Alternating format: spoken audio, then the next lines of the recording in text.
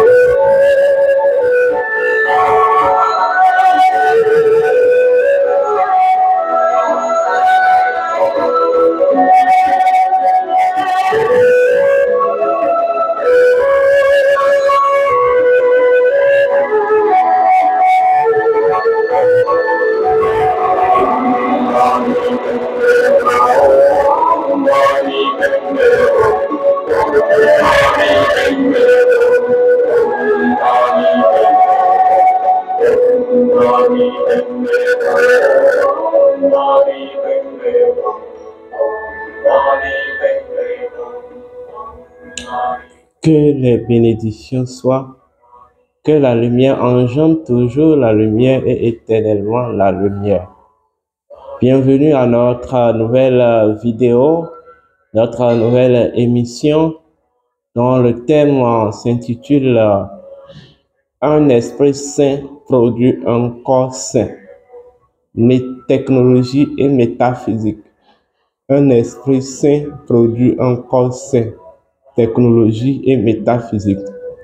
On m'appelle Sri Yosevawandino, je suis instructeur spirituel, métaphysicien. Alors, et vous qui me suivez, je vous demande, ceux qui ne se sont pas encore abonnés, abonnez-vous massivement, abonnez-vous beaucoup à la chaîne, soutenez-nous. Un abonnement, ça ne coûte rien, mais bon, c'est aussi une marque de gratitude vis-à-vis de ce que nous faisons, alors à l'endroit de ce que nous faisons. Donc, voilà. Un esprit saint produit un corps saint. C'est peut-être une expression qui étonne beaucoup de personnes. Ça surprend beaucoup de personnes parce que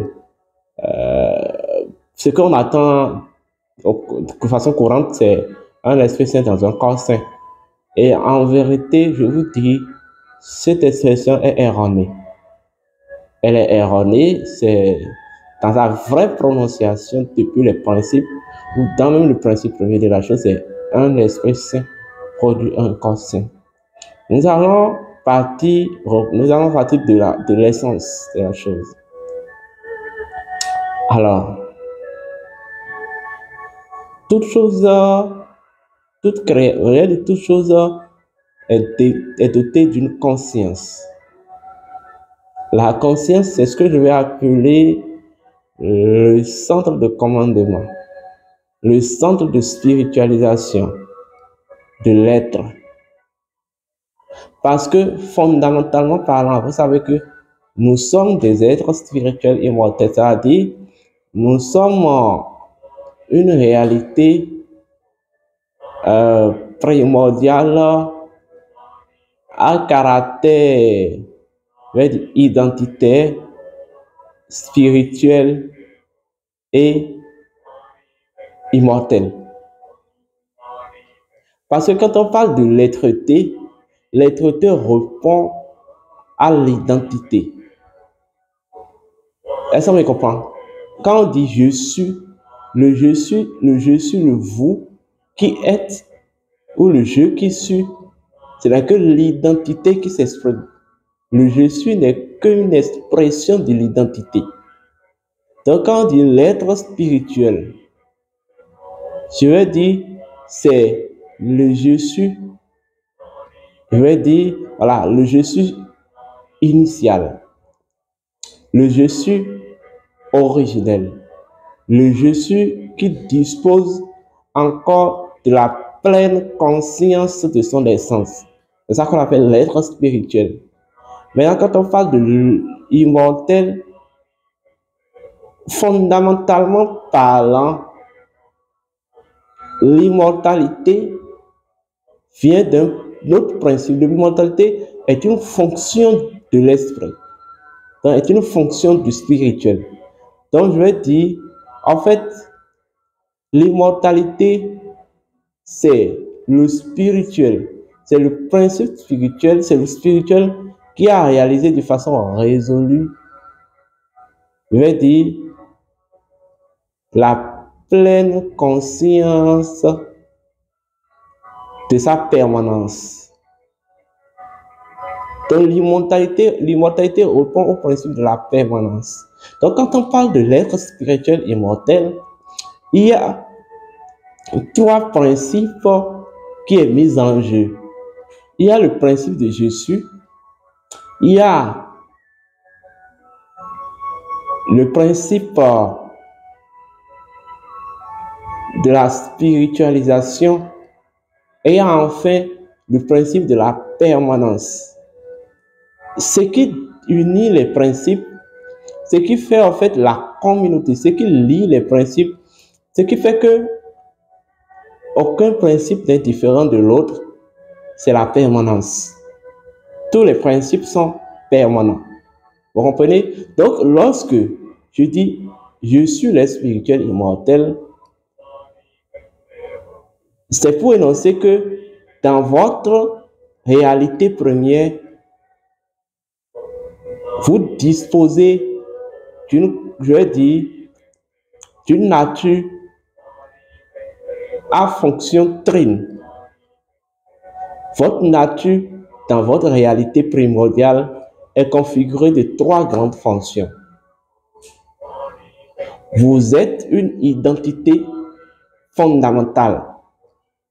Vous êtes une identité, je vais dire, une identité inébranlable, une identité intrinsèque, une identité cosmique. Vous êtes tout simplement une essence. Vous êtes un état de la spiritualisation cosmique. Vous portez même là, vous portez de par votre nature profonde la spiritualité cosmique. Et au-delà de ça, vous êtes immortel, c'est-à-dire en tant que réalité première,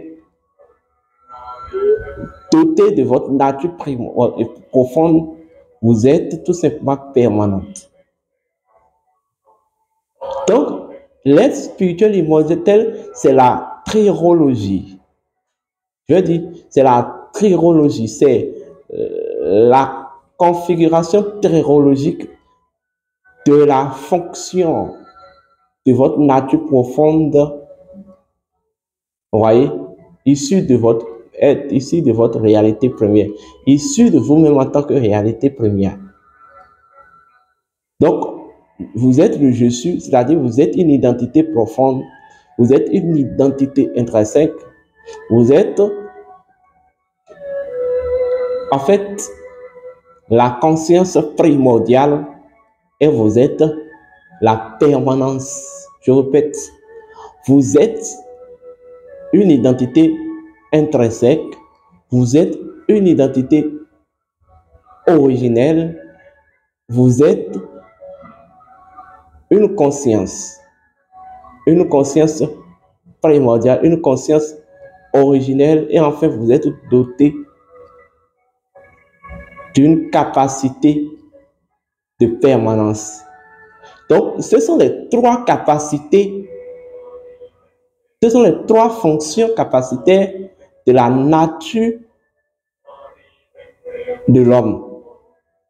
Je le répète, l'être spirituel immortel, c'est les trois fonctions capacitaires de la nature profonde ou la nature divine de l'homme.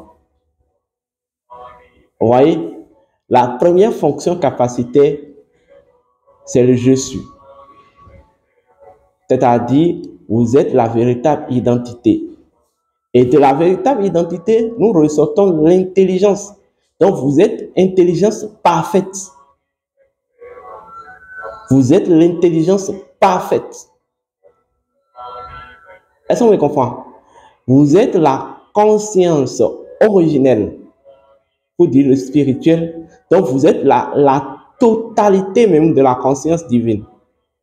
Et enfin, vous êtes tout simplement, je vais parler de la troisième fonction capacitaire, vous êtes tout simplement immortalité, pour dire vous êtes tout simplement permanence.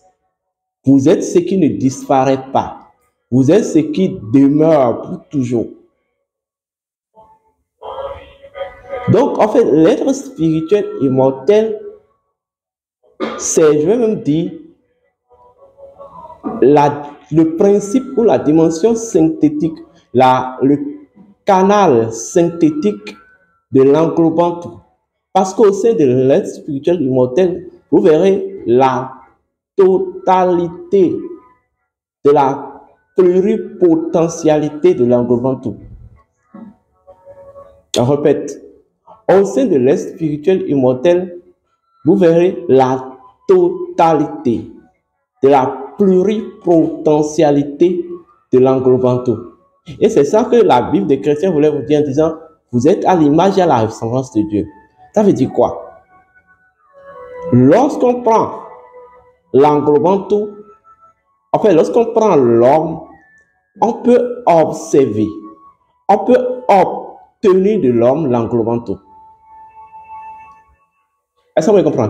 Donc, l'homme est un ensemble d'éléments dont l'équationnement, je répète, l'homme est un ensemble d'éléments dont l'équationnement ou la configuration peut amener à l'obtention de l'englobant tout.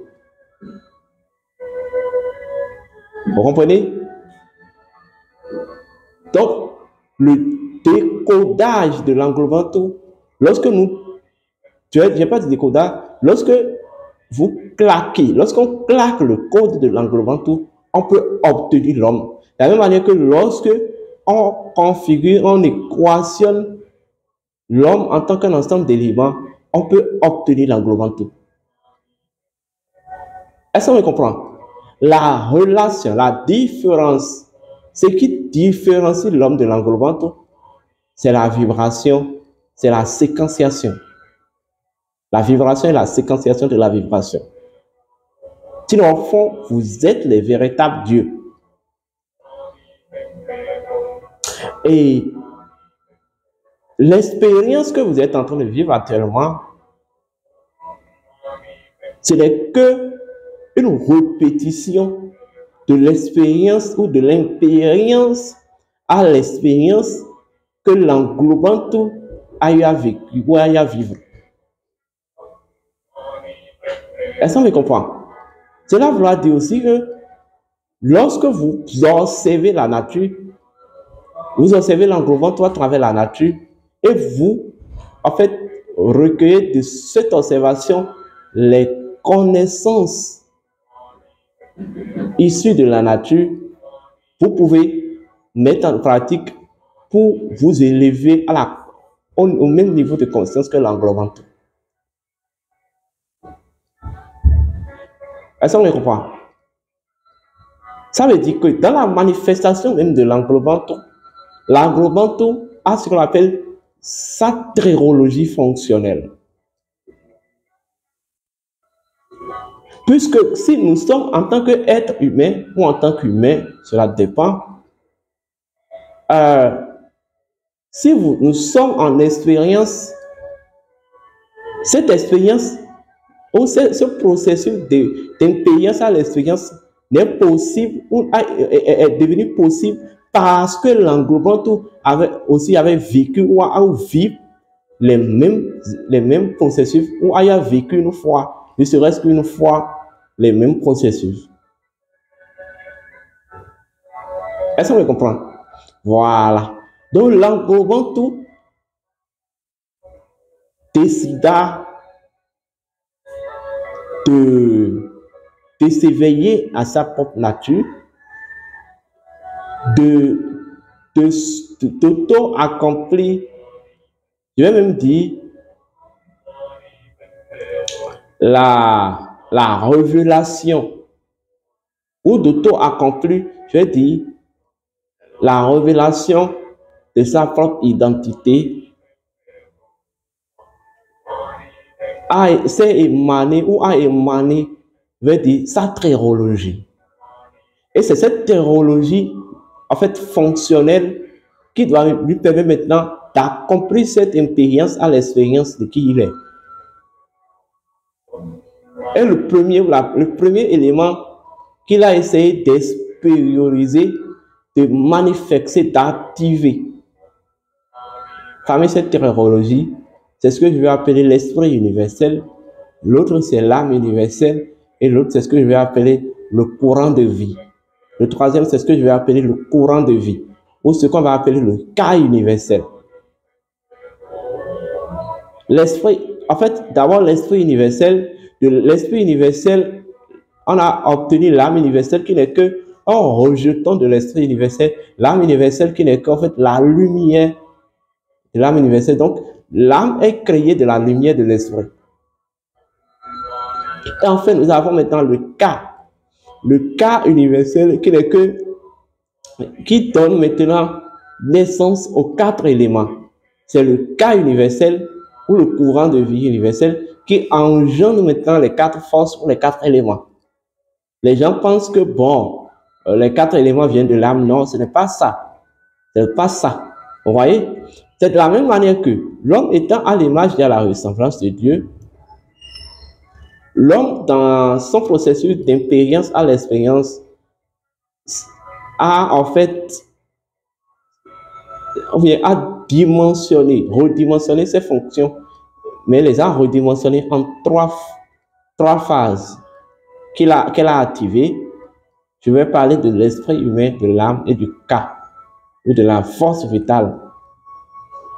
Mais alors, l'esprit, c'est quoi profondément? L'esprit, c'est tout simplement ce que je vais appeler le pouvoir divin. L'esprit universel, c'est le pouvoir divin de l'englobant tout. L'esprit humain, c'est le pouvoir divin de se tête à l'expérience de l'humanité. Est-ce qu'on me comprend? Voilà. Donc, le pouvoir divin qu'est l'esprit, ou l'esprit, c'est en même temps le champ de transcendance.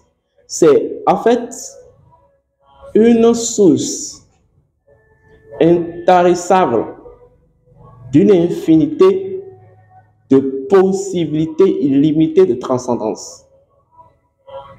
Voilà pourquoi on appelle ça le champ de transcendance d'une chose. C'est ce qu'on appelle l'esprit. L'esprit, c'est le principe premier manifesté ou le principe premier actif d'une chose. Est-ce qu'on me comprend? On dira carrément que l'esprit est la lumière créée à travers une chose.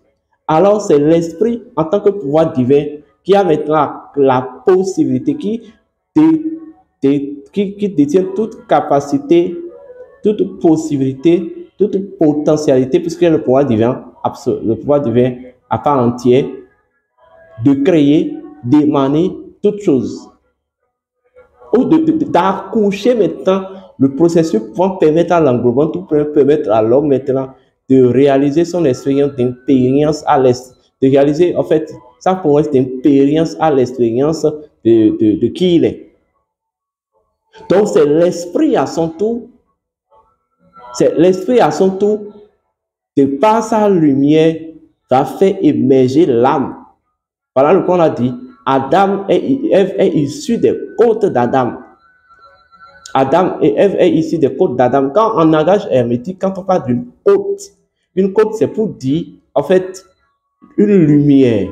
En fait, c'est pour dire lumière. Donc en fait, Ève est issue de la lumière d'Adam, c'est-à-dire la lumière de l'esprit. l'esprit elle-même étant la lumière incréée originelle. Vous voyez?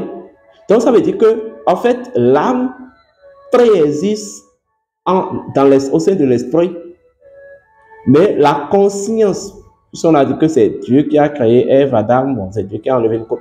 Dieu pour parler de la conscience humaine. Donc votre conscience, je veux dire votre conscience primordiale, votre conscience même individuelle a joué maintenant un rôle, c'est-à-dire a en fait ressorti l'âme de la lumière de l'esprit ou de votre esprit. Est-ce qu'on me comprend? Et l'âme, dans son principe premier, est le champ de dynamisme de l'être. C'est l'âme qui vient produire, c'est l'âme qui vient en fait permettre, qui revient en possible,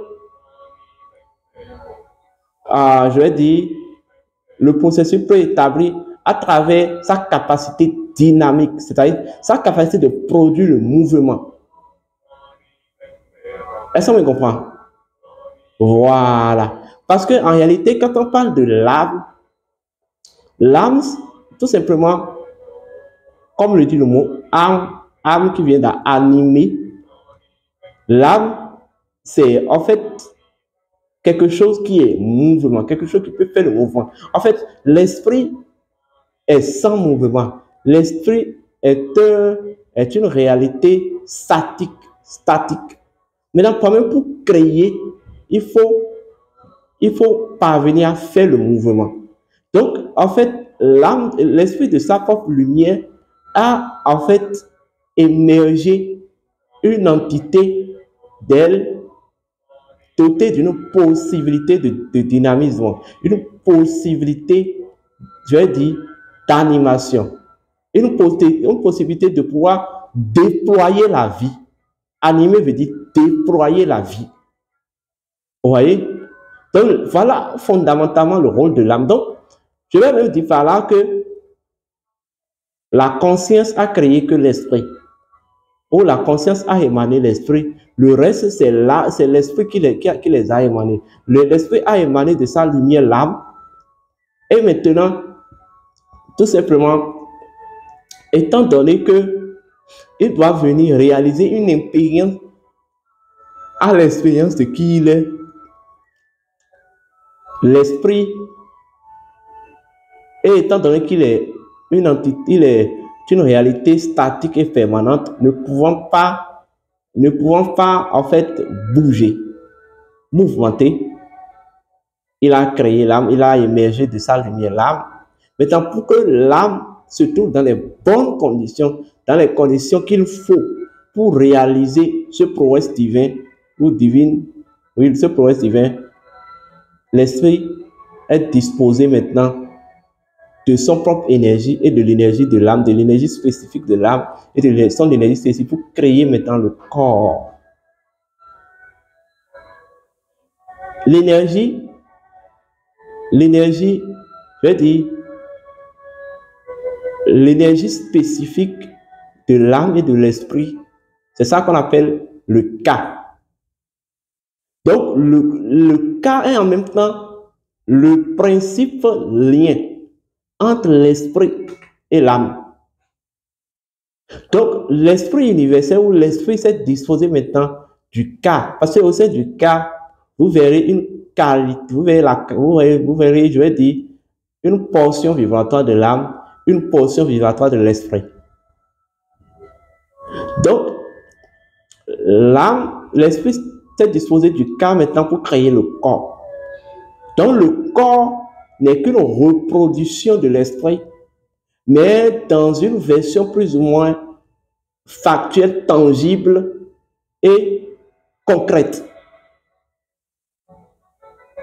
Donc, l'esprit, le corps dispose, peut-être factuellement, de la même architecture que l'esprit.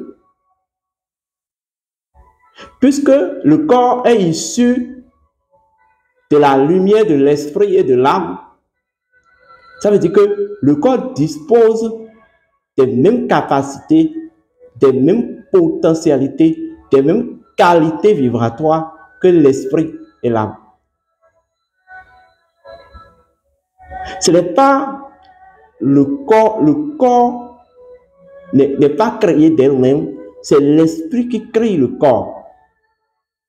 C'est ce que ça veut dire quand on dit un corps saint crée un esprit saint. Cela veut dire que l'esprit, c'est la lumière incréée, et l'esprit en tant que lumière incréée, c'est en tant qu'atome aussi, l'esprit dispose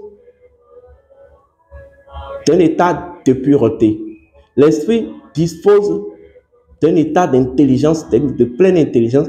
L'esprit dispose d'un état de sagesse. L'esprit dispose d'un état de sacrifice. L'esprit dispose d'un état d'alchimie.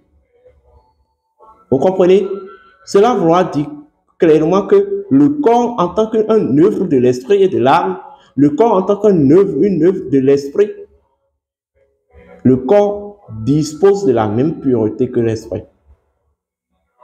Un esprit saint ne peut que produire un corps saint. Le contraire n'est pas possible.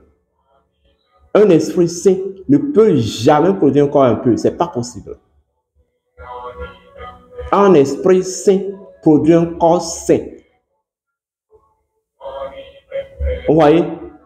Parce que l'esprit a déposé dans le corps une portion de sa divine vibration. Ce qui fait du corps un champ de pureté de l'esprit. Ce qui veut dire que si l'esprit a créé le corps et que l'esprit est de la lumière incréée, la lumière ne tombe pas malade. Ça veut dire que le corps, dans cette dispositif, il n'est pas prévu qu'il tombe malade. Il n'est pas prévu dans l'architecture créative, je veux dire l'architecture originelle du corps qu'il tombe malade. Parce que l'architecture, je veux dire, intérieure du corps répond textuellement à l'architecture de l'esprit. Et dans l'architecture de l'esprit, ce n'est pas prévu que la lumière tombe malade. La lumière ne tombe jamais malade. La lumière ne vit jamais le déséquilibre. La question des maladies, c'est l'humain. Entre grises, parce que les êtres humains ne tombent jamais aussi malades. C'est l'humain qui a incrusté dans le dispositif du corps cette possibilité de maladie. Vous comprenez? Dans le principe de la chose, un esprit saint produit un corps saint. C'est-à-dire, prenez l'esprit comme une réalité, un principe sans forme. Est-ce que vous comprenez?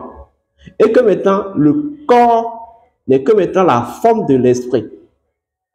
Mais on taille une forme en fonction des dispositifs de la chose qui va habiter. Donc, vous ne pouvez pas tailler une forme sans tenir compte des dispositifs, des dispositions de l'esprit. Ça veut dire que le corps est taillé, archétypiquement parlant, vibratoirement parlant, voilà, archaïquement parlant, je dis bien archaïquement parlant, en tenant compte des dispositifs de l'esprit. Ça veut dire que le corps n'est qu'une reproduction.